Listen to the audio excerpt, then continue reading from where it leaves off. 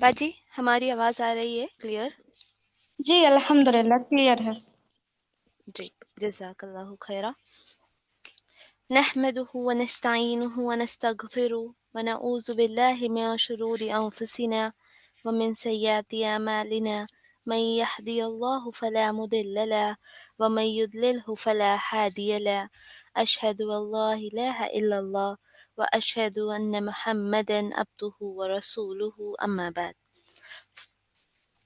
फ़इन्न खैरल हदीस किताबुल्लाह व खैरल हदी हदी मुहम्मद सल्लल्लाहु अलैहि वसल्लम व शर्रल उमूरि मुहदसातुहा व कुल्ल मुहदसतिन बिदअ व कुल्ल बिदअतिन दलाला व कुल्ल दलालतिन फिन्नार।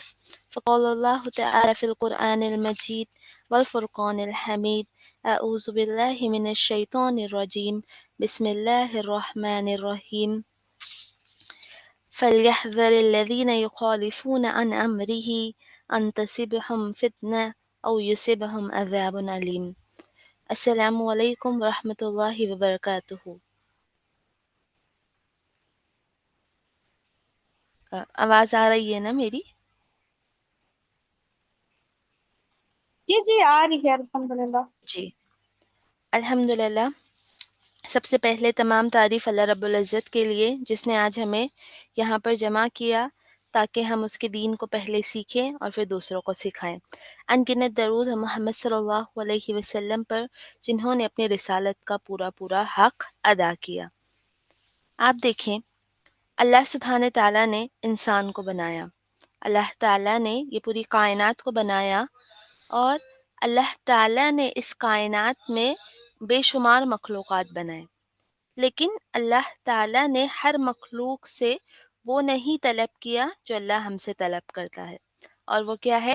نیک اعمال، عمل صالح۔ اللہ تعالیٰ قرآن میں کہیں جگہ پر یہ فرماتا ہے کہ اللہ تعالیٰ نے انسان کو اپنی بندگی کے لیے پیدا کیا، لیکن جہاں پر اللہ تعالیٰ عبادت کے ساتھ بندگی کا ذکر کرتے ہیں، وہیں ہم دیکھتے ہیں کہ اللہ تعالیٰ قرآن میں بعض جگہوں پر انسان کی خلقت کا مقصد آزمائش بھی بتاتے ہیں۔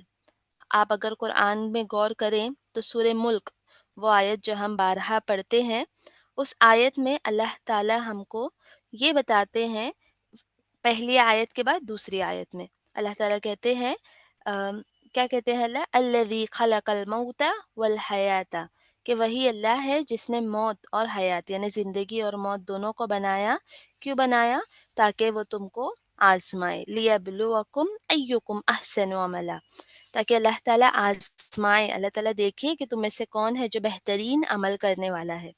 اس سے کیا معلوم ہوا کہ جہاں انسان کی زندگی کا ایک مقصد عبادت ہے، اللہ کی بندگی ہے، وہیں اس کی زندگی کا ایک مقصد ہے کہ اللہ تعالیٰ بندوں کو آزمائے گا۔ اگر ہم پیدا کیے گئے تو اللہ کی طرف سے آزمائشیں، مصیبتیں، تکلیفیں آئے گی۔ اب اللہ تعالیٰ کو جو پہچان، اگر ہم دیکھیں کہ اللہ سبحانہ تعالیٰ کو اللہ کا جو تعارف ہے جو ہم کو سب سے پہلے ملا بچپن سے، یا ہم جب کائنات کی طرف غور کرتے ہیں، پہاڑوں کو دیکھتے ہیں، ہواؤں کو دیکھتے ہیں، تو ہمارے دل میں تصور آتا ہے کہ اللہ تعالیٰ کتنا رحیم ہے۔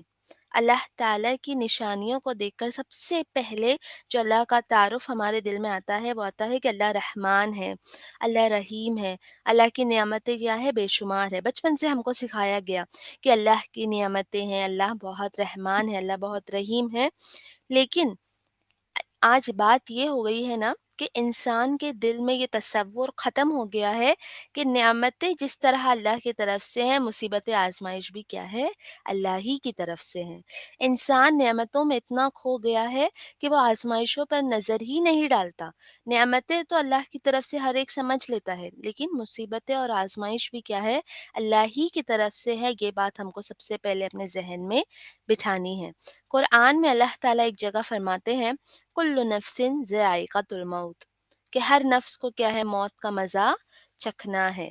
آگے اللہ تعالیٰ اسی آیت کے آگے فرماتے ہیں وَإِنَّمَا تُوَفَّوْنَ، اور بلا شبہ अल्लाह ताला पूरा कर देंगे उजूरकुम तुम्हारे अजर को यौमल क़ियामती क़यामत के दिन।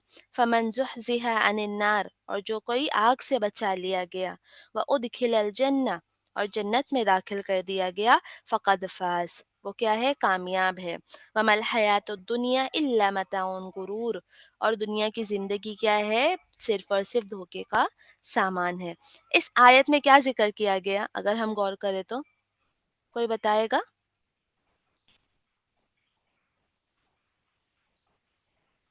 ज़िंदगी और मौत ना? इस आयत में क्या-क्या ज़िक्र किया गया? ज़िंदगी के बारे में, मौत के बारे में। अब इसी की अगली आयत में अल्लाह ताला फरमाते हैं लतुब्लुन अम्वालिकुम व अनफुसिकुम और अल्लाह ताला अगली आयत में कहते हैं कि हम ज़रूर व ज़रूर तुमको आज़माएँगे, तुम्हारे मालों से, तुम्हारी जानों से। आगे अल्लाह कहते हैं वलतस्मउन्न मिनल्लज़ीना ऊतुल किताबा मिन क़ब्लिकुम व मिनल्लज़ीना अशरकू अज़्ज़न कसीरन। अल्लाह कह रहे हैं कि हम तुमको आज़माएँगे, माल से आज़माएँगे और तुम्हारी जान से आज़माएँगे और ज़रूर ब ज़रूर तुम सुनोगे उन लोगों की बातें जिनको हमने किताब दी, यानी हमसे पहले जो अहले किताब गुज़रे वो। व मिनल्लज़ीना अशरकू और वो लोग जिन्होंने शिर्क किया, अज़्ज़न कसीरन कि बहुत तकलीफ़ें उनको दी गई। व इन तस्बिरू और अगर तुम सब्र करोगे, व तत्तकू और तकवा इख्तियार करोगे, फ़इन्न ज़ालिका मिन अज़्मिल उमूर तो ये कैसा काम है? ये ऐसा काम है जो सिर्फ़ ऐसे लोग करते हैं जो बहुत ज़्यादा अल्लाह का तकवा रखने वाले हैं। तो इस आयत में हमको ये देखने मिला कि पहली आयत में अल्लाह ताला ने क्या ज़िक्र किया? मौत और हयात का ज़िक्र किया, ज़िंदगी का ज़िक्र किया। अल्लाह ने बताया कुल्लु नफ्सिन ज़ाइक़तुल मौत हर नफ्स को मौत का मज़ा चखना है। और अल्लाह इस आयत में उस मौत के बरक्स जीने के लिए अल्लाह ताला ने क्या बताए? वलतुबलुवन्नकुम और हम ज़रूर ब ज़रूर तुमको क्या करेंगे? आज़माएँगे। तो आज़माइश इंसान की ज़िंदगी का एक हिस्सा है। इंसान इससे खाली नहीं है, चाहे वो कोई भी हो। ऐसा कुछ नहीं है कि जो नेक है उसको आज़माया नहीं जाएगा, जो नेक है उसको तकलीफ़ें नहीं पहुँचेगी। अलबत्ता अगर हम तहकीक करें और हम तारीख़ देखें तो सबसे ज़्यादा आज़माइश नेककार लोग, सॉलिहीन, सलफ़ीन और बहुत नेक लोगों पर पड़ी है। अब हम देखते हैं आज़माइश जो है वो 2 किस्म की होती है। एक आज़माइश है जो अच्छी आज़माइश है। अब आज़माइश नियामतों के ज़रिए आज़माइश, यानी नियामतों के ज़रिए कैसे आज़माइश होगी? कोई बता सकता है?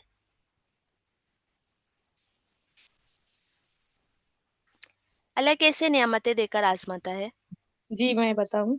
जी बताइए ना। अस्सलाम वालेकुम वरहमतुल्लाहि वालेकुम वबरकातुहू। अस्सलाम वरहमतुल्लाहि वबरकातुहू। अल्लाह नेमत देता है कि अपन उस पे शुक्र अदा करते हैं या नहीं करते अल्लाह का, जी, वो हमारे माशाअल्लाह ऊपर होता है। बारकल्लाहु फ़ी इल्म, बिल्कुल सही। नेमतें देकर अल्लाह कैसे आज़माता है? अल्लाह देखता है कि मेरा ये बंदा कहीं नेमत के बाद तकब्बुर ना कर ले, कहीं नेमत के बाद वो घमंड ना इख्तियार करे और जब बंदा नेमत के बाद शुक्र करता है, तो ये उस आज़माइश में क्या हो गया? कामयाब हो गया। अब हमारे मुआशरे की एक बहुत ही अजीब बात है, वो ये है कि हमारे मुआशरे में जो मुसलमान पाए जाते हैं, वो तकलीफ़ों को तो आज़माइश समझते हैं। तकलीफ़, मुसीबत, परेशानी, माल में किल्लत, तबीयत ख़राब और झगड़े, फ़साद, ये सारी चीज़ों को तो वो आज़माइश बिलाखिर समझते हैं। लेकिन नेमतों को आज़माइश नहीं समझा जाता। जबकि अगर हम देखें तो तकलीफ में, मुसीबतों में तो हर एक अल्लाह की तरफ रुजू कर ही लेता है इल्ला कलील जिसको अल्लाह तौफीक ना दे। लेकिन असल आजमाइश जो इंसान की है, असल मुसीबत जो इंसान पर पड़ती है, वो नियामत है। क्योंकि बाज़ हाँ, हम देखें कि नेमतें जब इंसान को मिल जाती है तो इंसान तकब्बुर करने लगता है, इंसान घमंड करने लगता है और इंसान अल्लाह की तरफ से फिर जाता है। आप देखते होंगे, आप जानते भी होंगे ऐसे लोगों को जो जब गरीब थे, जब उनके पास माल नहीं था, तो वो अल्लाह को बहुत ज़्यादा याद करने वाले थे। तो मस्जिद में उनका दौरा बराबर लगता था, वो दर्स में वगैरह में शिरकत किया करते थे। लेकिन जब अल्लाह ने उनको माल से नवाज़ा, जब उनका कारोबार बढ़ा, जब पैसे बढ़े तो हम देखते हैं उनके मामलात भी अलग हो गए। वो मस्जिदों से दूर हो जाते हैं, वो हमारी दीन की मजालिस से दूर हो जाते हैं और दुनिया में क्या हो जाते हैं, मसरूफ़ हो जाते हैं। बाज़ दफ़ा ऐसा होता है ना कि इंसान तकलीफ़ आज़माइश में तो अल्लाह ताला की रस्सी थामे रखता है, लेकिन जैसे ही उसको नेमतें मिल जाती है वो अल्लाह ताला को भूल जाता है। तो सबसे पहले तो हम अपने दिमाग से ये बात निकाल दें कि मुसीबत ही आज़माइश है। असल आज़माइश नेमत भी होती है। आप देखो, नेमत एक ऐसी चीज़ है ना जो इंसान को ज़्यादा दुनिया की तरफ लेकर चले जाती है, और तकलीफ़ क्या होती है, इंसान को अल्लाह की तरफ लेकर आती है। हम जब सुनते हैं, अगर मैं आपसे कहूँ कि फलाबाजी बहुत ज़्यादा आज़माइश में मुब्तला है, तो हमारे ज़हन में सबसे पहले क्या आएगा? कि हो सकता है वो बीमार है, हो सकता है उनके पास माल की कमी हो गई, या कुछ और बात। हम ऐसा सोचेंगे कि हो सकता है उनके पास बहुत पैसे आ गए। नहीं, क्योंकि हमारा तसव्वुर ही ये ख़त्म हो गया कि नेमतें भी आज़माइश है। आज के बाद अगर अल्लाह ताला आपको कोई नेमत दे, तो सबसे पहले ये देखिए कि अल्लाह आपको आज़मा रहा है। सबसे पहले अपने ज़हन में ये बात लाएँ कि अल्लाह ताला क्या कर रहा है, हमको अल्लाह आज़मा रहा है। आज़माइश जो है वो नेमत की शक्ल में भी हो सकती है और तकलीफ़ की शक्ल में भी हो सकती है। अब एक सवाल जो बाज़ इंसान, जब आप देखेंगे बाज़ लोग आपसे करेंगे, वो कहते हैं कि जब अल्लाह रहमान है, जब अल्लाह रहीम है, जब अल्लाह के ख़ज़ाने बेशुमार है, जब अल्लाह ताला इतना ज़्यादा देने वाला है, तो दुनिया में तकलीफ़ क्यों? दुनिया में फ़क़्र फ़ाक़ा क्यों? दुनिया में भूख से इंसान क्यों मर रहा है? क्यों दुनिया में तकलीफ़ें हैं? लोग तकलीफ़ों से अंदाज़ा लगाते हैं कि अल्लाह ही नहीं। हम देखते हैं बाज़ एथिस्ट लोग, जो नास्तिक लोग होते हैं, जो रब को नहीं मानते, वो ये दलील पेश करते हैं कि अगर खुदा होता, अगर रब होता, तो दुनिया में इतनी तकलीफ़ें नहीं होती, दुनिया में इतनी आज़माइशें नहीं होती। इसके बारे में एक बहुत बेहतरीन मिसाल है, दुनियावी मिसाल है, मैं आपको देना चाहूँगी। एक शख्स होता है जो नास्तिक होता है, एथिस्ट होता है, यानी वो खुदा को नहीं मानता। वो अपने बाल कटाने के लिए बार्बर के पास जाता है, और वो बैठता है और बार-बार उसके बाल काटते रहता है। अब इतने में वो कहता है, एथिस्ट जो है, बार्बर को, कि तुम देखो, दुनिया में कितनी तकलीफ़ें हैं, चोरी है, मर्डर है, डाका डालना, तकलीफ़ देना, फ़क्र से इंसान मर रहा है। वो कहता है बार-बार को कि अगर ऊपर वाला होता, अगर कोई खुदा इस दुनिया में होता, तो इतनी तकलीफ़ें नहीं होती। तो उसके बाद वो बार-बार थोड़ी देर खामोश हो जाता है। फिर वो उससे सवाल करता है, कहता है कि क्या तुम दुनिया में देखते हो ऐसे लोग हैं जो अपने बाल बड़े-बड़े कर रखे हैं, जो अपने बाल खराब कर रखे हैं, जो अपने बालों को बराबर से काटते नहीं? तो वो कहता है कि हाँ, क्यों नहीं, बहुत सारे लोग हैं जो क्या है, अपने बालों को सही से काटते नहीं, उनके बाल बड़े-बड़े हैं, जंगली हैं। तो इसके बाद बार-बार कहता है, क्या दुनिया में बार्बर नहीं है? वो कहता है, क्यों नहीं है, बार्बर तो बहुत सारे हैं। फिर बार्बर कहता है, तो फिर उनके बाल बड़े क्यों हैं? वो इंसान कहता है कि उनकी ख्वाहिश है, ये उनकी मर्जी है, और ये उनकी अपनी चॉइस है कि वो अपने बालों को बढ़ा कर रखे हैं। इसका मतलब ये थोड़ी कि बार्बर नहीं है। फिर वो कहता है, ठीक इसी तरह दुनिया में जुल्म है, दुनिया में तकलीफ है, दुनिया में आजमाइशें हैं, और ये सारी चीजें इंसान के अपने हाथों से की गई हैं। दुनिया में नियामतें भी हैं, दुनिया में अल्लाह भी है। अल्लाह का होने का मतलब ये नहीं कि दुनिया में तकलीफ़ें आएगी ही नहीं।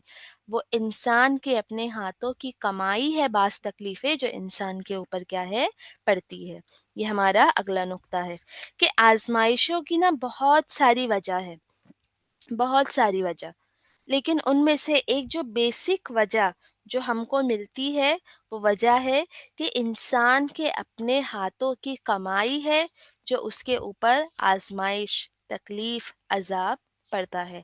अल्लाह ताला कुरान में एक आयत में इसके बारे में वाज़े करते हुए फरमाते हैं, ज़हरल फसाद, कि फसाद ज़ाहिर हो गया, यानी फसाद आ गया, फिल बर्री वल बहरी।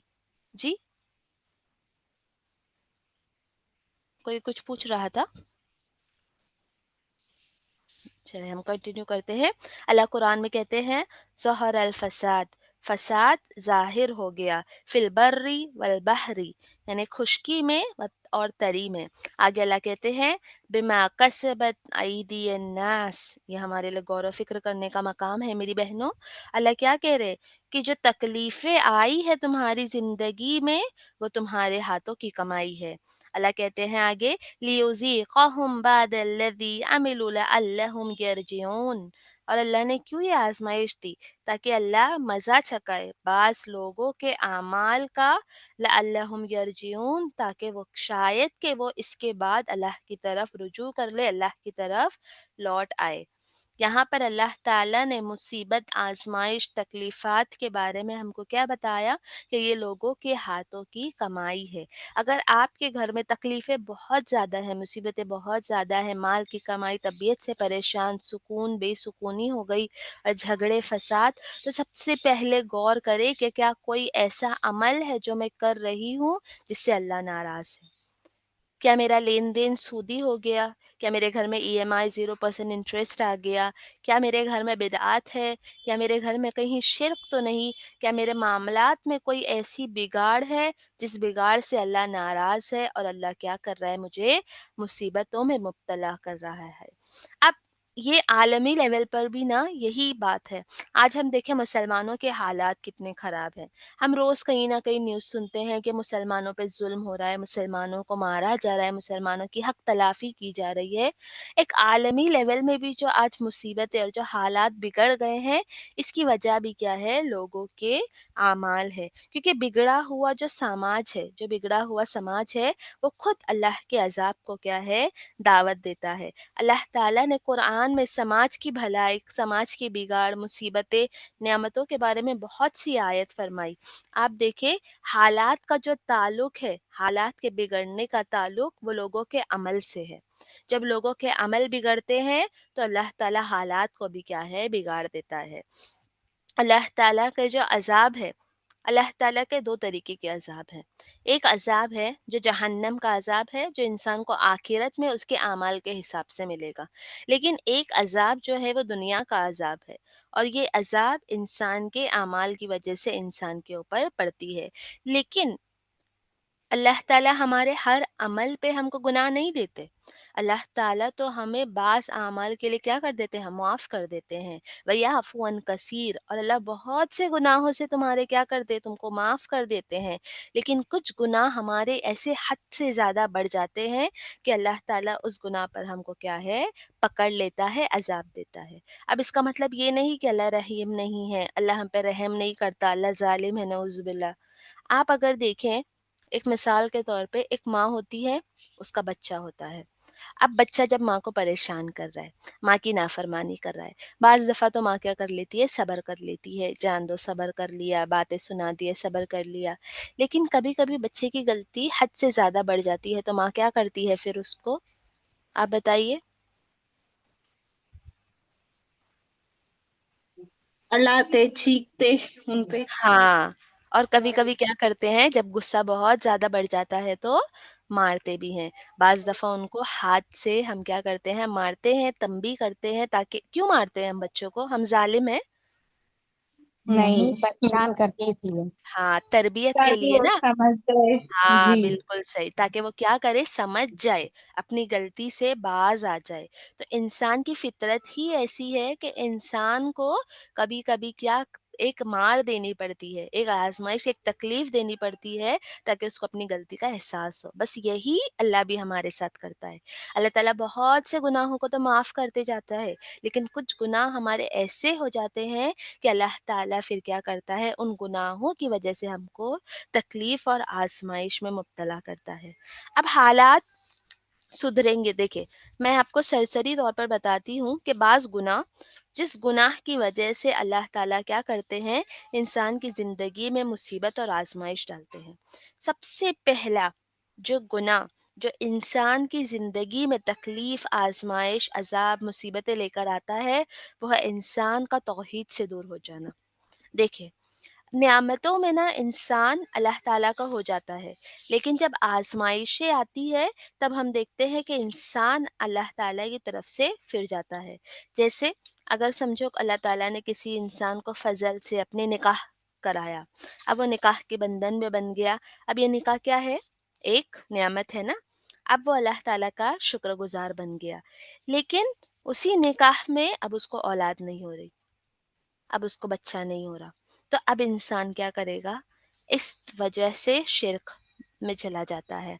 बाज़ बाबाओं के पास चला गया, ताबीज़ ले ली, अलग-अलग टोटके आज़माने लगा, इससे उससे दुआएँ कराने लगा, इसके उसके वसीले पकड़ने लगा। अब ये क्या हो गया? इंसान ने आज़माइश जब आई उसके ऊपर, अब उसने शिर्क का रास्ता इख्तियार कर लिया।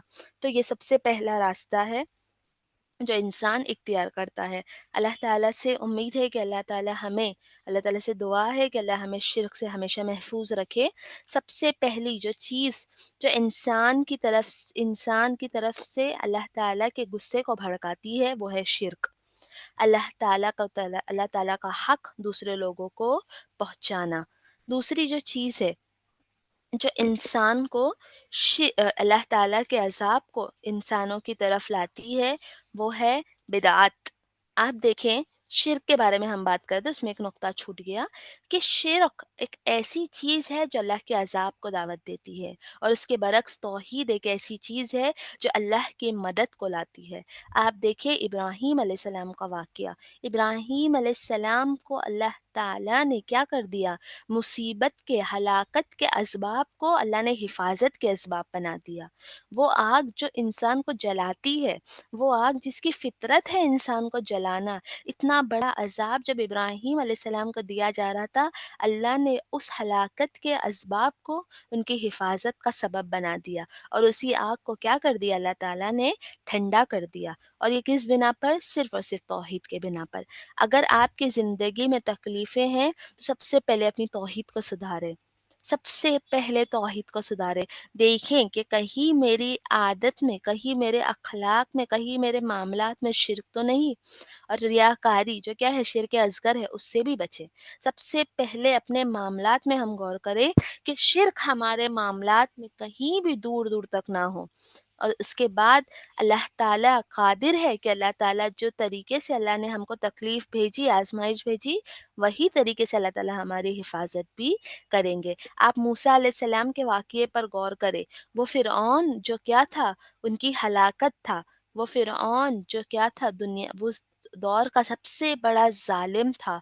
वो फ़िरऔन के ही घर में अल्लाह ताला ने मूसा को पाला। उस फ़िरऔन के ज़ेरे परस्त अल्लाह ताला ने मूसा अलैहिस्सलाम को पाला। फ़िरऔन की हलाकत, फ़िरऔन की बर्बादी खुद फ़िरऔन ने अपने घर में पाला। क्या मालूम हुआ? जब अल्लाह ताला चाहे तो अल्लाह ताला इंसान की तकलीफ़ों को नेमतों में बदल सकता है, बशर्ते ये कि इंसान का अकीदा क्या हो? दुरुस्त हो। क्योंकि अल्लाह भी वही है, वो तकलीफ़ें भी अल्लाह ही की तरफ से है और वो नेमतें भी अल्लाह ही की तरफ से हैं। बस बदला तो क्या? हमारा आमाल बदल गया, हमारा ईमान बदल गया, हमारा अकीदा बदल गया। अब गौर करें कि क्या हमारी ज़िंदगी में तौहीद है? क्योंकि अल्लाह ताला का एक उसूल है मेरी बहनों, अल्लाह ताला का ये उसूल है, व ऊफ़ी बि अहदी ऊफ़ी बि अहदिकुम। तुम अपना वादा पूरा करो और मैं अपना वादा पूरा करूँगा। अल्लाह ताला से हम क्या कहते हैं? इय्याका नअबुदु व इय्याका नस्तईन। ए अल्लाह, हम तेरी ही इबादत करते हैं और तुझी से मदद तलब करते हैं। मदद तलब करने के लिए पहले हमने क्या कहा अल्लाह से? अल्लाह, हम तेरी इबादत करते हैं। इबादत अगर हमारी दुरुस्त हो जाएगी, इबादत, मामलात, तौहीद, ईमान अगर हमारा दुरुस्त हो जाएगा, तो इंशाअल्लाह फिर हमारे मामलात भी क्या हो जाएँगे? ठीक हो जाएँगे। मुसीबतें और आज़माइश भी क्या हो जाएँगी? ठीक हो जाएँगी।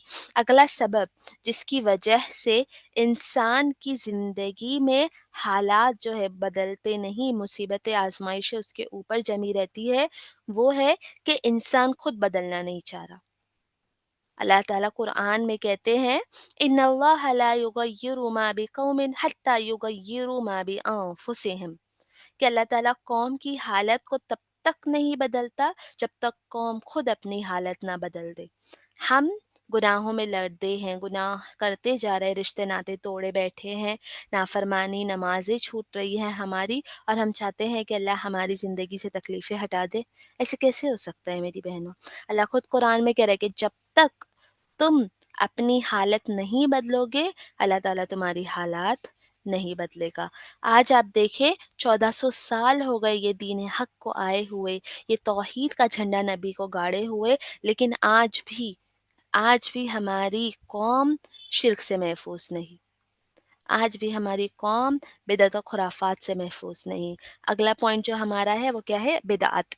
بدعت یہ ایک ایسی چیز ہے نا میری ماؤں بہنوں، جو انسان کے لیے اللہ تعالیٰ کے عذاب کو دعوت دیتی ہے۔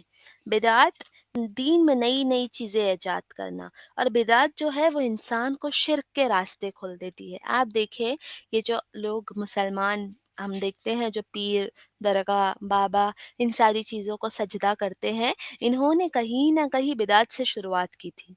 سب سے پہلے آپ دیکھیں گے ان کے دین میں نبی کی شان میں غلو کرنا تھا۔ سب سے پہلے انہوں نے نبی کی شان میں کیا کیا؟ غلو کیا، نبی کو بہت زیادہ بڑا بنا دیا۔ بعض آپ دیکھیں گے کہ سنی لوگوں کی کچھ شاعریاں ہیں جو اتنی زیادہ شرکیاں ہیں، وہ کہتے ہیں کہ وہی جو تھا عرش پر مستوی ہو کر اتر گیا مدینہ میں مصطفیٰ ہو کر، نعوذ باللہ۔ آپ دیکھ رہے ہیں کہ وہ لوگ اللہ کے نبی کو خدا کا درجہ دے رہے ہیں، وہ نبی جنہوں نے معاذ بن جبل جب شام سے لوٹے اور معاذ بن جبل نے اللہ کے نبی کو سجدہ کرنا چاہا، اللہ کے نبی نے کیا کہا؟ لا تفعل، اے معاذ تم یہ نہ کرو۔ جب معاذ نے کہا کہ اللہ کے نبی میں نے دیکھا شام میں لوگ اپنے بڑوں کو اس طرح سجدہ کرتے ہیں، تعظیم کرتے ہیں، اور ہمارے تو سب سے زیادہ بڑے آپ ہیں، اللہ کے نبی نے کہا کہ تم سجدہ نہ کرو، کیونکہ سجدہ کیا ہے؟ صرف اللہ ہی کے لیے ہے۔ ایک شخص نے آ کر اللہ کے نبی سے کیا کہا؟ اے اللہ کے نبی، جی ہاں میں وہ شاعری انشاءاللہ آخر میں گروپ میں باجی کو بھیج دیتی ہوں، وہ آپ کو شیئر کریں گے۔ جی، ایک شخص کہتا ہے کہ آپ جو چاہیں اور اللہ جو چاہیں۔ اللہ کے نبی کہتے ہیں کہ لا تقل ھذا، ایسا مت کہو، تم ایسا کہو جو اللہ چاہے، جو نبی چاہے ایسا نہ کہو۔ آپ دیکھیں شیخ عبد القادر جیلانی جن کے نام پر بڑے بڑے فاتحے، بڑے بڑے نیاز، بڑے بڑے بدعت خرافات کیے جاتے ہیں، وہ اپنی کتاب میں فرماتے ہیں لا معین الا اللہ ولا دلیل الا رسول اللہ۔ وہ کہتے ہیں کوئی مددگار نہیں اللہ کے سوا، اور کوئی دلیل یعنی راستہ دکھانے والا نہیں نبی صلی اللہ علیہ وسلم کے سوا۔ یعنی یہ لوگ جو شرک اور بدعت میں ہیں، ان لوگوں نے کہیں نہ کہیں اپنا راستہ نافرمانی سے شروع کیا، پھر بدعت کے گھڑے میں گڑتے گئے، اور اس کے بعد ایسا وقت آ گیا کہ یہ لوگ شرک کے دلدل میں پھنس گئے۔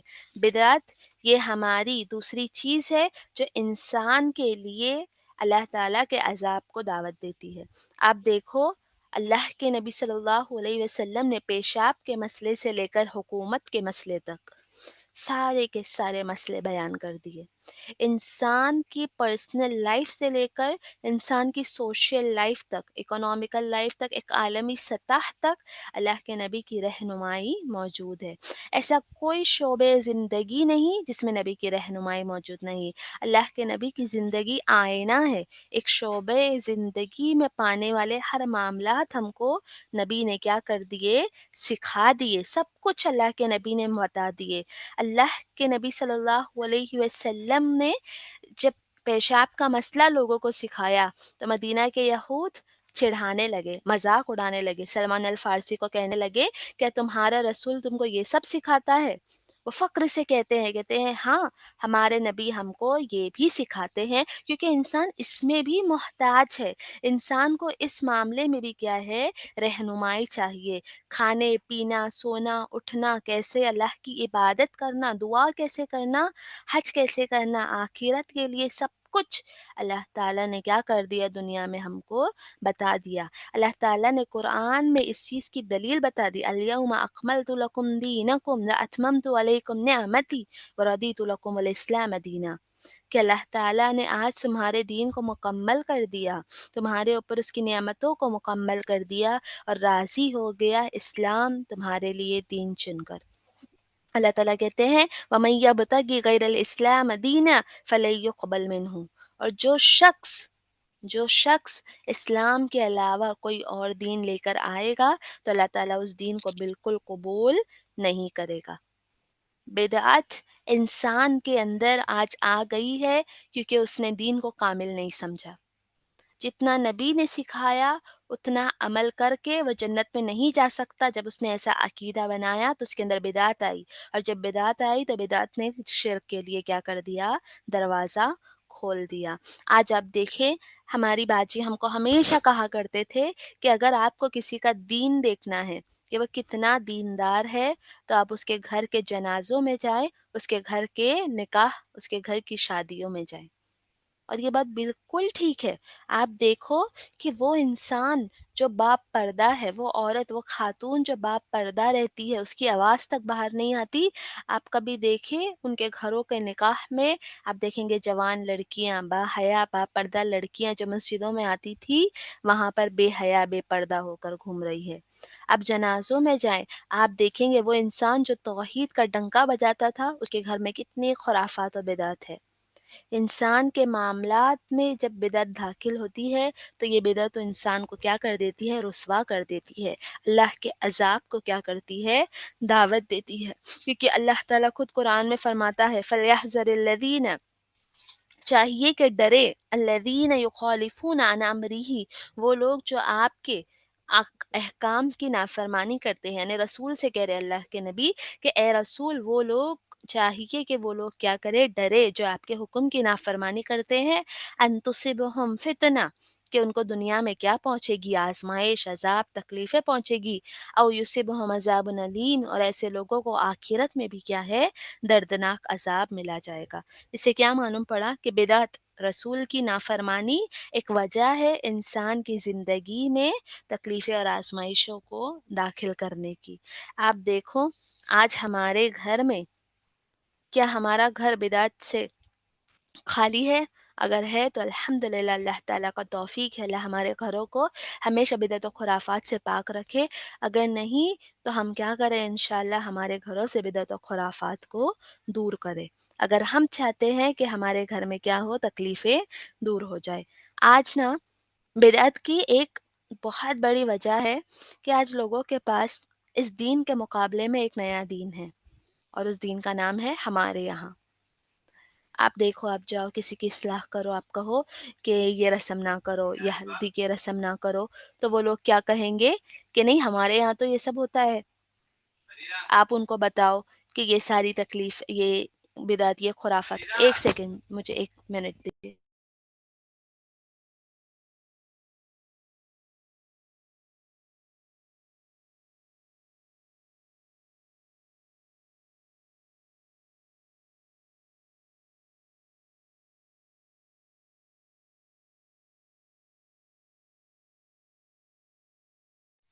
جی معذرت چاہوں گی میں کہاں بتا رہی تھی؟ جی، آج اگر آپ کسی کی اصلاح کرنے جاؤ، آپ کسی کو بتاؤ کہ یہ ہلدی کا رسم ہے، یہ غلط ہے، یہ نہیں کرنا چاہیے، تو وہ آپ کو کیا کہیں گی کہ نہیں ہمارے یہاں تو یہ سب ہوتا ہے۔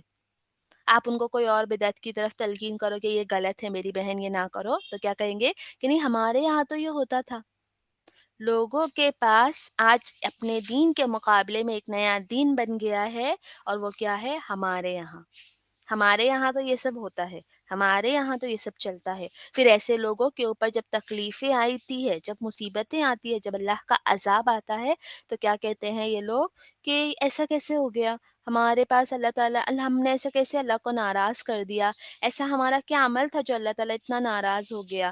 آپ دیکھیں کہ یہ بدعات یا اللہ کے نبی کی نافرمانی انسان کی زندگی میں آزمائشیں لے کر آتی ہے۔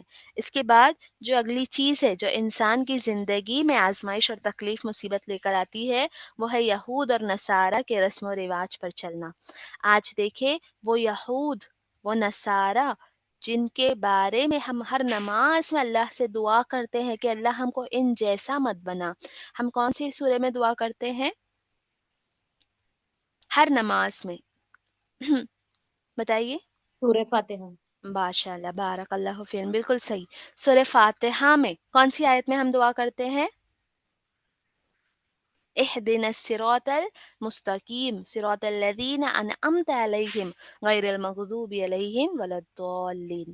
ہم کیا کہہ رہے ہیں؟ اللہ ہم کو سیدھے راستے پر چلا، ان لوگوں کے راستے پر چلا جن پر تو نے انعام کیا. انعام کس پر کیا؟ انبیاء، صدیقین، شہداء، سلف کے راستے پر چلا.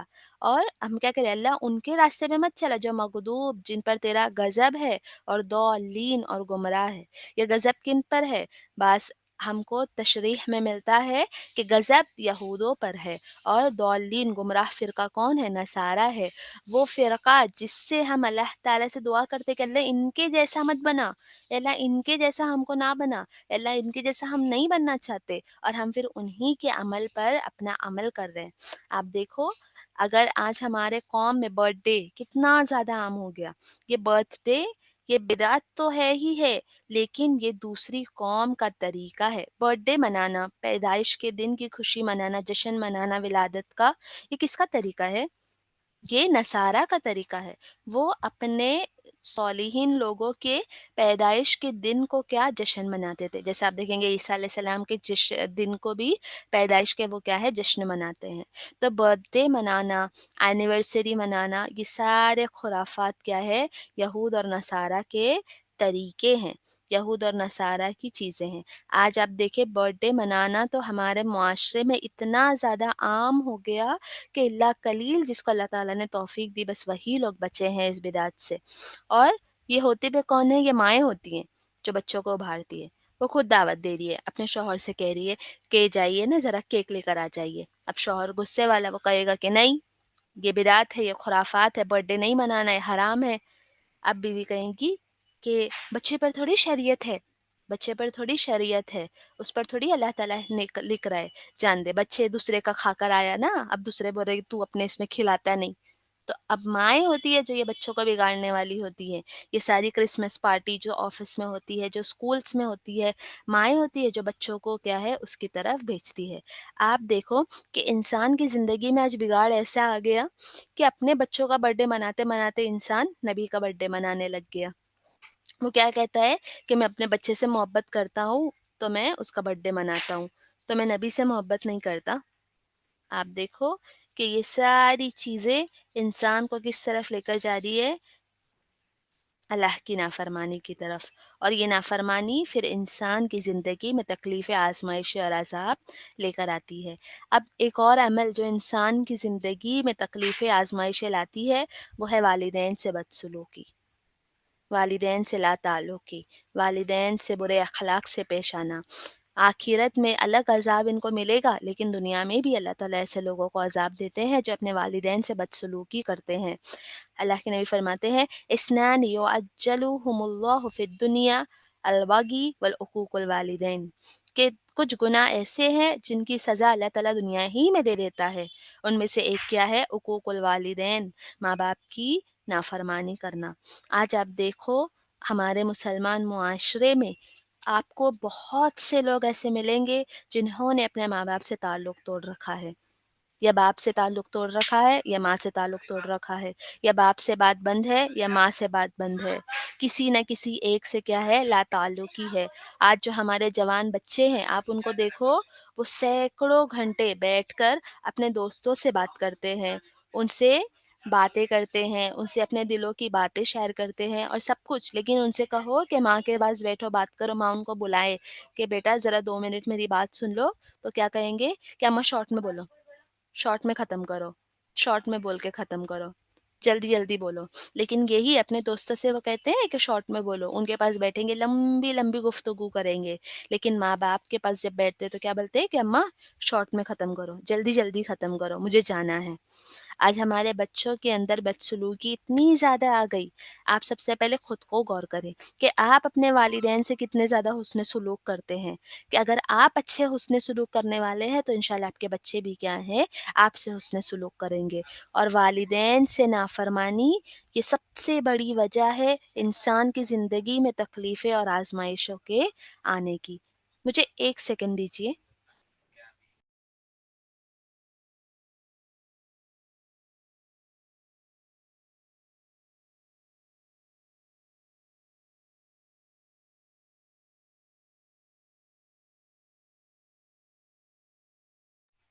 جی، تو اگلا ہم نے کیا دیکھا؟ والدین سے ناسلوکی، والدین سے بدسلوکی یہ بھی کیا ہے؟ ایک وجہ ہے انسان کی زندگی میں تکلیفیں اور آزمائشیں آنے کی۔ اب ایک وجہ جس کی وجہ سے انسان کی زندگی میں تکلیفیں اور آزمائشیں آتی ہے، اور یہ وجہ اچھی ہے۔ یہ وجہ ہے کہ جب اللہ تعالیٰ کسی بندے کو پسند کرتا ہے، جب اللہ کوئی بندے سے محبت کرتا ہے، تو اللہ تعالیٰ انسان کو اس کی زندگی میں کیا ہے؟ تکلیفیں دیتا ہے، آزمائشیں دیتا ہے۔ اللہ تعالیٰ، اللہ کے نبی صلی اللہ علیہ وسلم کی حدیث ہے، اللہ کے نبی فرماتے ہیں اذا اراد اللہ بعبدہ الخیر، اور جب اللہ تعالیٰ کوئی بندے سے خیر کا وعدہ کرتا ہے، جب اللہ تعالیٰ کوئی بندے سے خیر چاہتا ہے، تو اللہ تعالیٰ کیا کرتا ہے؟ اجل لہ العقوبہ، تو اللہ تعالیٰ اس کو تکلیفوں میں ڈالتا ہے، پھر دنیا میں۔ وَإِذَا أَرَادَ اللَّهُ بِعَبْدِهِ الشَّرَّ، اور اللہ تب انسان سے برائی کا ارادہ کرتا ہے کہ انسان کو اللہ تعالیٰ اس کے خیر کا معاملہ نہیں چاہتا، تو اللہ تعالیٰ ایسے انسان کے کیا کرتا ہے؟ امسک عنہ بذنبہ حتی یوافی بہ یوم القیامہ، اللہ تعالیٰ اس کے گناہوں کو روک کے رکھتا ہے، اللہ تعالیٰ اس کے گناہوں کی سزا اس کو نہیں دیتا، اور اللہ تعالیٰ آخرت میں، قیامت میں کیا کرتا ہے؟ اس کے گناہوں کی اس کو پوری پوری سزا دیتا ہے۔ اللہ کے تعالیٰ کی طرف سے اگر آزمائش اور تکلیف آتی ہے تو ایک وجہ یہ بھی ہوتی ہے کہ اللہ تعالیٰ ہم سے اچھا ارادہ چاہتا ہے۔ اگر آپ کو تکلیفیں دی جا رہی ہے تو آپ اچھا گمان کرے، اللہ سے یہ سوچے کہ اللہ مجھ سے اچھا چاہتا ہے، اللہ چاہتا ہے کہ میں میرے گناہوں کا بوجھ لے کر قیامت میں نہ کھڑوں اس کے سامنے، میں میرے گناہوں کی سزا دنیا میں ہی ختم کر دوں اور اللہ کے سامنے صالح اعمال کے ساتھ پیش ہوں۔ اللہ تعالیٰ میرے ساتھ بھلائی چاہتا ہے، جو اللہ تعالیٰ کیا کر رہا ہے؟ میرے گناہوں کی سزا مجھے دنیا میں ہی دے رہا ہے، میرے گناہوں کی وجہ سے مجھے دنیا میں تکلیف دے رہا ہے، اور یہ گناہ ختم ہوتے جائیں گے۔ ایک دفعہ اللہ کے نبی صلی اللہ علیہ وسلم سے ایک صحابہ سوال کرتے ہیں، مصعب بن سعد، کہ یا رسول اللہ ای الناس اشد البلاء، اللہ کے نبی سب سے زیادہ تکلیف اور آزمائش کن لوگوں پر آتی ہے؟ اللہ کے نبی کہتے ہیں قول الانبیاء، انبیاؤں پر، ثم الامثال فامثال، اور اس کے بعد اس کے جیسے لوگ، ان کے جیسے لوگ۔ اللہ کے نبی آگے فرماتے ہیں فیبتلی الرجل علی حسب دینہ، اللہ تعالیٰ ہر بندے کو آزماتا ہے اس کے دین کے حساب سے۔ مائک ہے ساؤنڈ نہیں آ رہی، دیکھ بیٹے۔ آگے اللہ کے نبی فرماتے ہیں فَإِنْ كَانَ دِينُهُ صُلْبًا فَإِنْ كَانَ دِينُهُ صُلْبًا اشْتَدَّ بَلَاؤُهُ، اور جب اس کا دین مضبوط ہوگا تو اس کی آزمائش بھی کیا ہوگی؟ بڑی ہوگی۔ وَإِنْ كَانَ فِي دِينِهِ رِقَّةٌ، اور اگر اس کا دین کم ہوگا، اس کے دین میں وہ تھوڑا کم ایمان والا ہوگا، تو پھر اس کا آزمائش بھی کیا ہوگا؟ ویسا ہی ہوگا۔ ابتلی علی حسب دینہ، اللہ اس کے دین کے حساب سے اس کو تکلیفوں میں ڈالتا ہے۔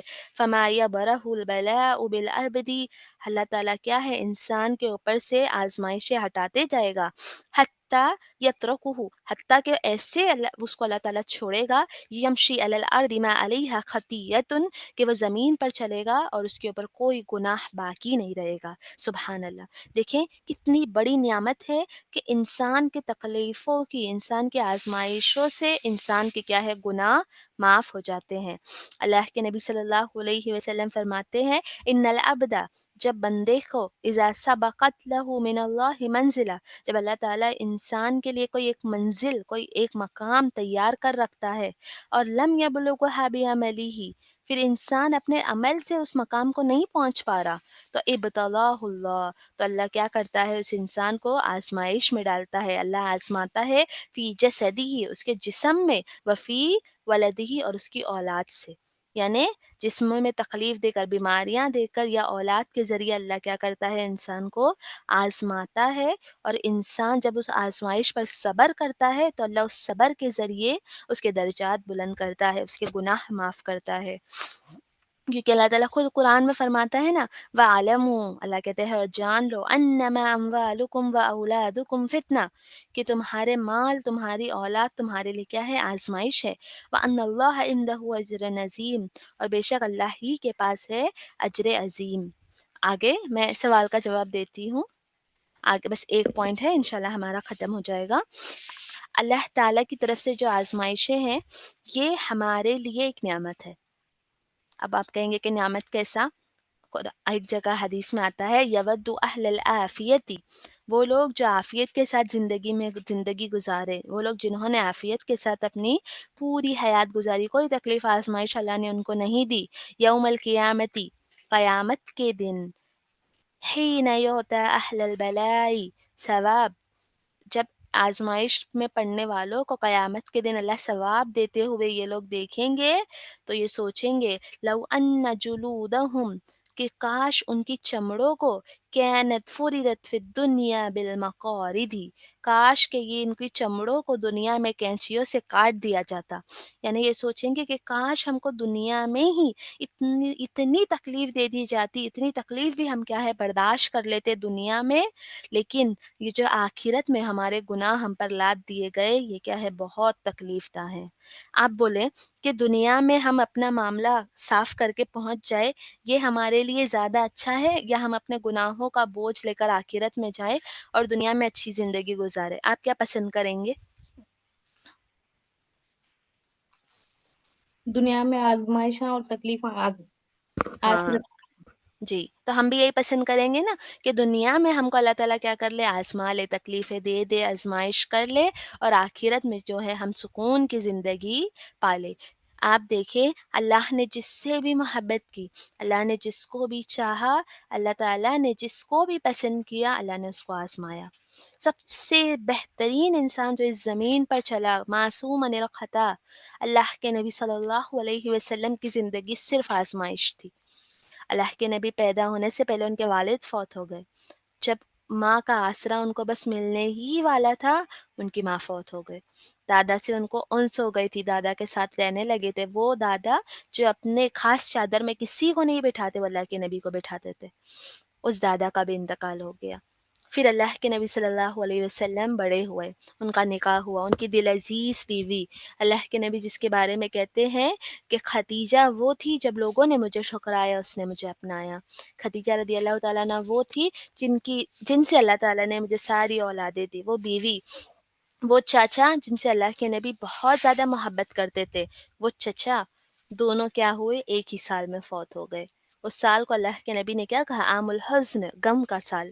اللہ کے نبی کی بیٹیوں کو، اللہ کے نبی کی ساری اولادوں کو سوائے ایک کے، اللہ کے نبی نے سوچو وہ باپ، آپ دیکھو اگر کوئی ماں باپ ہے جن کا کوئی ایک بچہ، دو بچہ فوت ہو جائے تو ان کی زندگی کتنی زیادہ جو ہے وہ دشوار ہو جاتی ہے.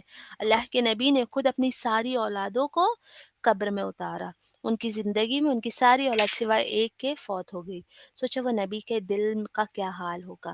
مصیبتیں، آزمائش، تکلیفات ایسی، کتنے کتنے دن ان کے گھر میں چولہے نہیں جلتے تھے. بھوک کے کارن اللہ کے نبی اپنے پیٹ پہ پتھر باندھے کام کرتے تھے. اللہ کے نبی کو خود انہی کے خاندان والوں نے مارا اور انہی کے خاندان والوں نے مجبور کر دیا کہ وہ اپنی زمین کو چھوڑ کر نکل جائیں. کتنی تکلیفیں نبی کو دی گئی. اب کیا نبی گنہگار تھے؟ نہیں، اللہ نبی کو پسند کرتا تھا، اور اللہ جب کسی کو پسند کرتے ہیں تو اللہ ان کو آزمائش دیتے ہیں. آپ آسیہ رضی اللہ تعالیٰ عنہ، آسیہ کا واقعہ دیکھیں، فرعون کی بیوی، اللہ تعالیٰ نے اس کو پسند کیا، اللہ تعالیٰ نے ان کو آزمایا، اور اس کے بدلے اللہ نے ان کو کیا مقام دیا کہ وہ ان عورتوں میں سے بن گئی جو سب سے بہترین عورتیں تھیں، جو مثالی عورتیں تھیں. اگر آپ کی زندگی میں آزمائش ہے تو سب سے پہلے ہم اپنے گناہوں کی طرف غور کریں. دیکھیں کہیں ہمارے اندر شرک ہے، کہیں ہمارے اندر بدعت تو نہیں، کہیں ہمارے اندر خرافات تو نہیں، کہیں والدین کی نافرمانی تو نہیں، اور کہیں ہمارے اندر ایسا گناہ تو نہیں جو گناہ اللہ کو ناراض کر رہا ہے. پھر ہم غور کریں ہمارے معاملات کی طرف. پھر ہم دیکھیں کہ کیا کوئی ایسا کام ہے جو ہم انجام دے رہے ہیں جس کی وجہ سے اللہ تعالی ہم سے ناراض ہے. جب یہ دیکھ لے اور یہ سب ٹھیک رہے، ہم کوئی اللہ کی نافرمانی کا کام نہیں کر رہے، پھر غور کرے کہ اللہ تعالی ہم کو پسند کرتا ہے، اللہ تعالی ہم کو چاہتا ہے، اس وجہ سے اللہ ہم کو کیا دے رہا ہے؟ آزمائش دے رہا ہے. آزمائشوں پہ صبر کرے، آزمائشوں پہ اللہ سے شکوے شکایت نہ کرے، کیونکہ ہو سکتا ہے یہ آزمائش ہماری جنت میں جانے کا راستہ بن جائے. ایک صبر اللہ تعالیٰ کو کیا کر دیتا ہے؟ راضی کر سکتا ہے. ایک چھوٹا سا ہمارا صبر، ایک چھوٹا سا ہمارا ایمان اللہ تعالیٰ کے یہاں ہمارے لیے بڑا اجر لے کر آ سکتا ہے، انشاءاللہ. انشاءاللہ تو انشاءاللہ میں امید کرتی ہوں کہ میں نے جو بھی آپ کو نقطے بتائے وہ واضح تھے، آپ لوگوں کو سمجھ میں آئیں۔